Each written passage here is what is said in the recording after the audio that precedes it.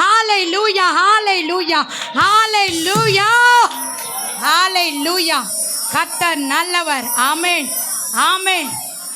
உயிரற்ற எலும்புகள் எல்லாம் உயிர் அடைந்தது, உயிர் அடைந்தது.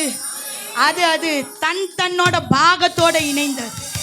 அது எழும்பி நின்று மகா பெரிய சேனையாய் நின்று, மகா பெரிய சேனையாய் நின்று, மகா பெரிய சேனையாய், மகா பெரிய சேனையாய், மகா பெரிய சேனையாய்.